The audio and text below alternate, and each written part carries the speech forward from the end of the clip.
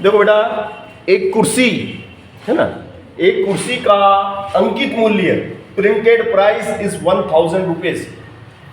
यदि दुकानदार 25% डिस्काउंट देता है, बट्टा देता है, छूट देता है, तो वस्तु का विक्रय मूल्य कितना होगा? वो दुकानदार उस वस्तु को कितने में बेचेगा। तो भैया प्रिंटेड प्राइस आपको जो दी गई है, प्रिंटेड प्राइस बोले तो अंकित मूल्य, अंकित मूल्य है आपके पास रुपए 1000। 1000 रुपए है अंकित मूल्य। कितना है? 1000 रुपए, है ना।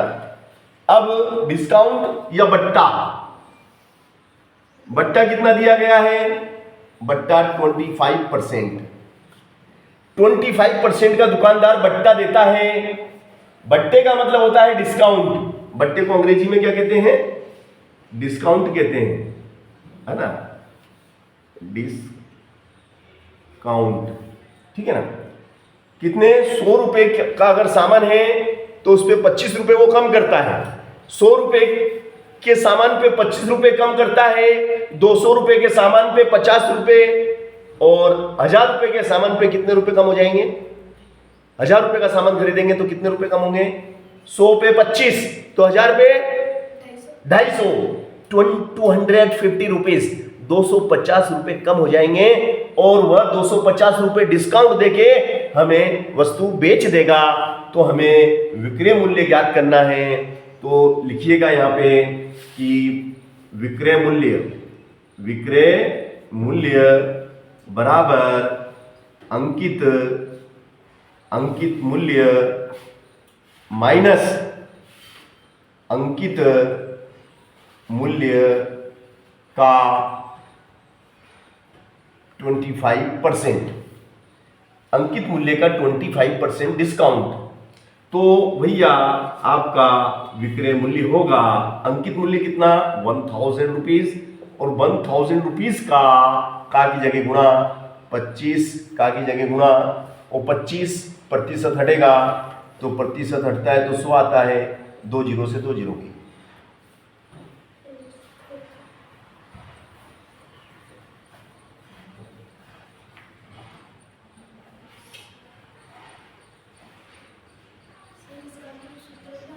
है?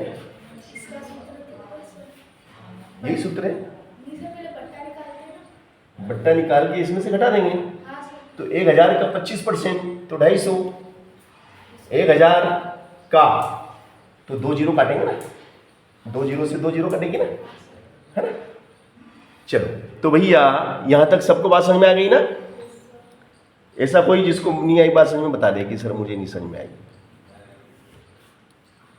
बात समझ में आ गई सबको? क्लियर? अब देखो, अब विक्रय मूल्य बराबर 1000 माइनस 25 गुणित 10। 25, देखो 2 जीरो से 2 जीरो गई, 25 का गुणा 10 में करेंगे तो 250, और 1000 रुपये में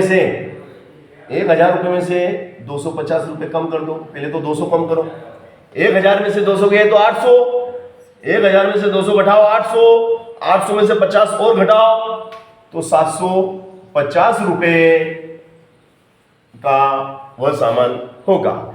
यानी कि हमें 750 रुपये देने पर 1000 रुपये वाली वस्तु मिल जाएगी, क्योंकि दुकानदार ने स्पेशल ऑफर हमें दिया है, 25% का डिस्काउंट हमें दिया है। तो